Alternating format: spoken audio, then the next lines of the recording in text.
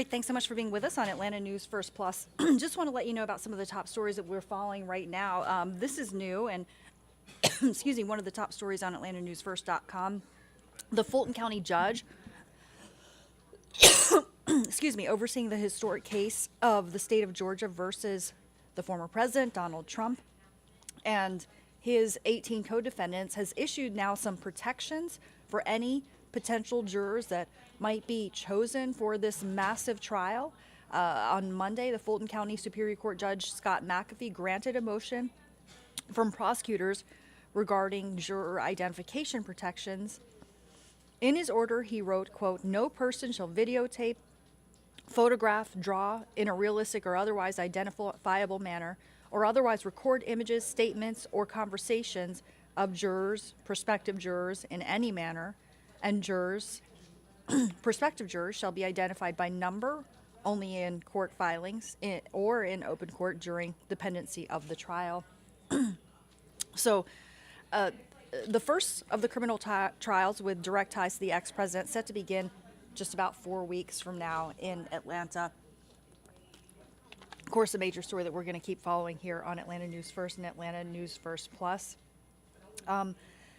Related to that, I should let you know that one of the former Trump attorneys, John Eastman, is scheduled to face a judge today. Prosecutors say he was deeply involved in some of Mr. Trump's efforts to remain in power after the 2020 election. But again, John Eastman scheduled to face a judge today, one of the 18 co-defendants in this case. He surrendered to Fulton County authorities on August 22nd, but then he was let out on a $100,000 bond agreement.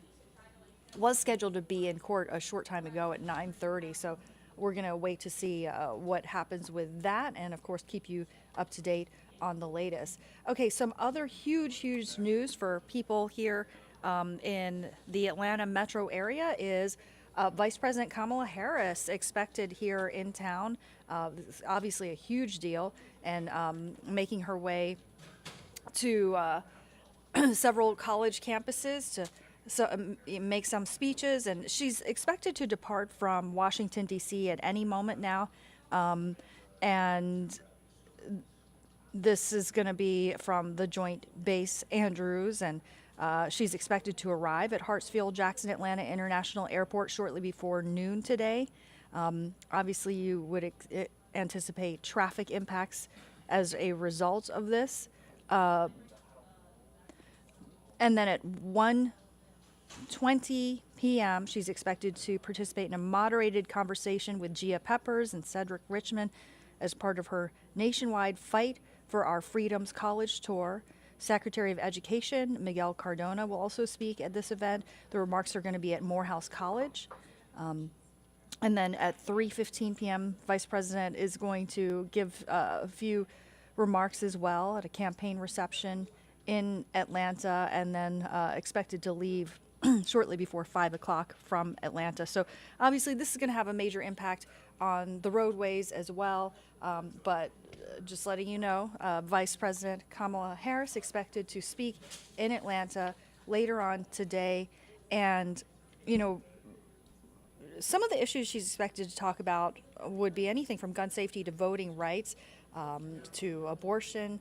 And it's expected to start, like I said, shortly before 1:30, and we're going to show these remarks live here on Atlanta News First Plus if you want to tune in for that stream as well.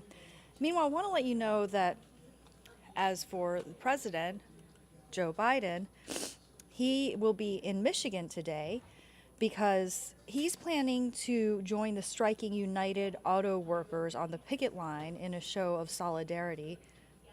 Last week, the UAW expanded its walkout against General Motors and Chrysler parent company Stellantis, but not against Ford, as the union and automaker are making some progress there. But this is something that obviously could impact, you know, not just your ability to buy or lease a car or even rent a car, but you know, the American economy, because this is really one of the main industries in our nation.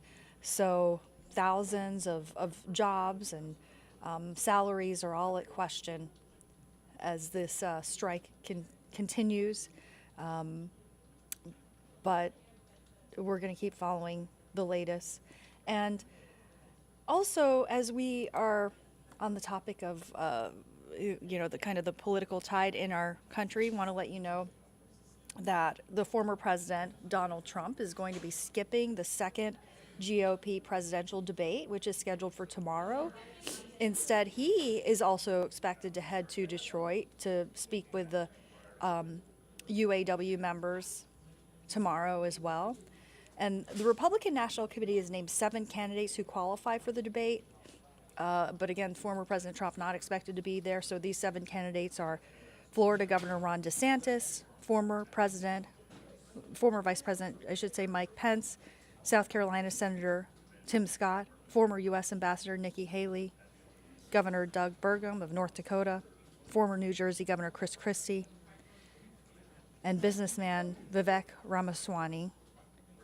And former President Donald Trump is going to hold events in the battleground state of Michigan while he's there. The debate will take place tomorrow at Ronald Reagan's Presidential Library in California. So we're going to keep following that. Okay, let's get to some local news here at home. And this is really an inspiring story. A teenager working at a Chick-fil-A in Georgia is credited with saving the life of a child. Okay, my colleague, Asia Wilson, has more on really this heroic effort by a young teenager. You want to show me? 3-year-old Thea Leahy What color is it? Yellow. is vibrant, playful, and loves herself some ice cream, Oh, that's nice. especially when it's from Truett's Chick-fil-A in Noonan. Something just telling me that, like, hey, go stop at Chick-fil-A. Liliana Leahy made a sudden stop there last Monday, but things quickly took a turn as soon as she parked. Like less than a minute, and I can hear my daughter. She started like choking on something, and she was pointing at herself. So she was like just telling me like something in her mouth. Jumping out of the car in a panic, she grabs her daughter, trying everything she could. Start screaming, somebody help me, you know, my daughter is choking. Incident happened directly in this general corner. Just feet away, 18-year-old Mia Velez just completed an order at the drive-thru and heard the commotion. Just jumped, dropped my iPad, dropped my card reader from that pole over here to directly over here to just help her daughter. 3 thrusts of the Heimlich maneuver. You're always taught, okay, here's how to learn CPR, here's how to do the Heimlich maneuver, but you never actually expect them to happen. A large coin finally comes out. I was so grateful, like literally.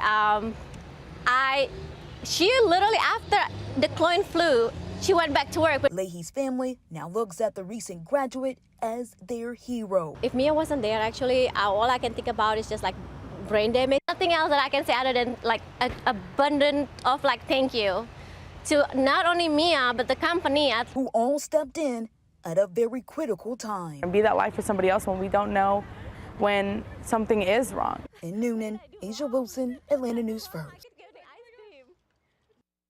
What an incredible story there. Really, what a brave young child, and a brave teenager as well, stepping in to help save her life. Okay, want to bring in meteorologist Courtney Jacobazzi. I see some blips on the radar.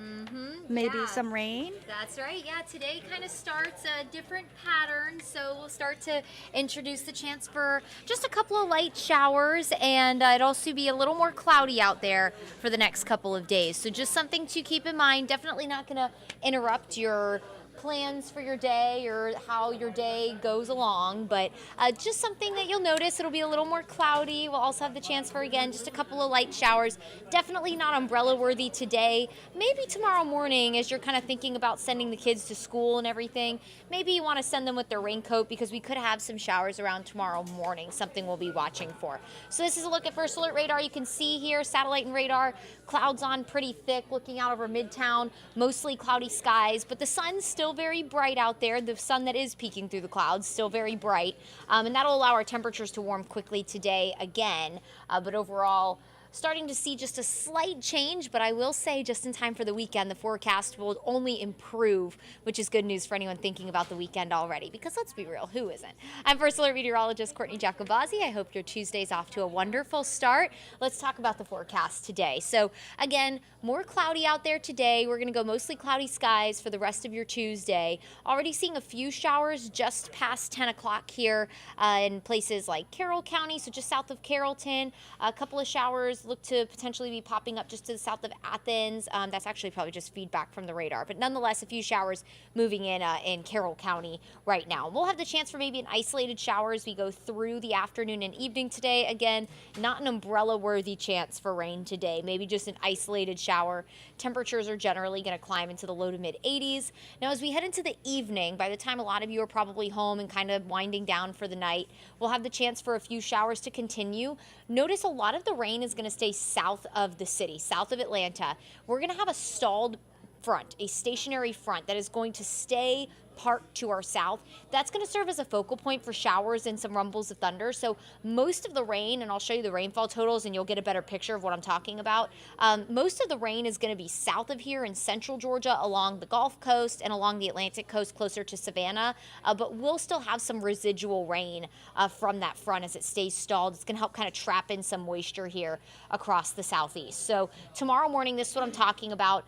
In this model, it's been a little bit aggressive with our rain chance, but nonetheless, I do think just with how much moisture is going to stay locked in that we could have some rain tomorrow morning. So just something you'll want to pay attention to as you're getting ready to start your day tomorrow. We'll, of course, be tracking any showers there are out there, but you might want to send the kids to the bus stop or just at least be prepared to send them to the bus stop with maybe their raincoat. And through the afternoon, that shower chance does look to taper off, but a few stray showers, passing showers still possible through the afternoon.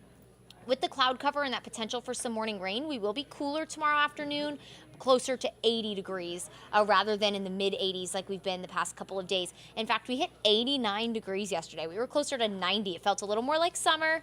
Fall is officially here, but summer's trying to hold on. We've had some hot years even going into October, so hopefully that was the last of the higher heat for us. We'll cross our fingers on that. Either way, our rain chance only really extends into tomorrow, and then we start to dry out through the rest of the week and into the weekend. We'll have a very strong ridge of high pressure built in just in time for the weekend.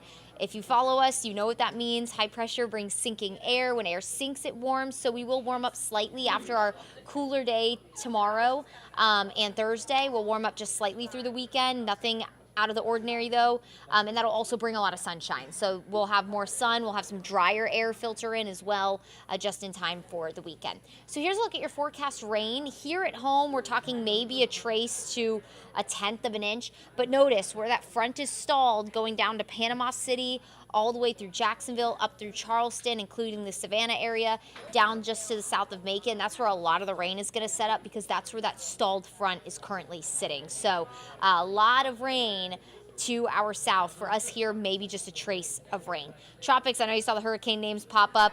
Of course, we had Philippe. Not going to bother us. It's kind of just going to fall apart. Might bring some rain to Puerto Rico, but that's about it. Otherwise, that's really not going to be an issue for us. And we will continue to move on as hurricane season progresses, but nothing right now of imminent danger to Georgia at all, or the Atlantic or Gulf Coast. So that's good news.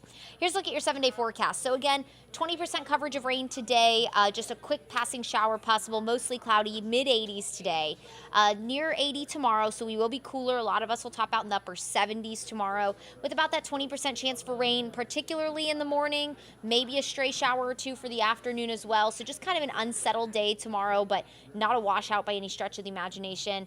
And then as we head into the weekend, again, that high pressure takes over, so that'll help warm us up, but that'll give us a lot of sunshine. We'll be partly cloudy Friday, but lots of sunshine returns for the weekend, both Saturday and Sunday. That continues into Monday.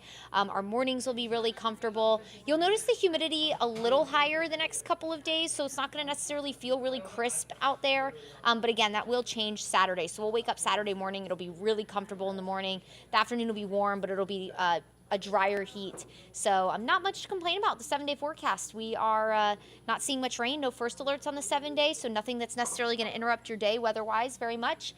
Just have to get through a couple of rain chances and some extra clouds. If that's all we have to handle, that's a good week. All right, everyone. Thanks so much for spending some time with us this morning.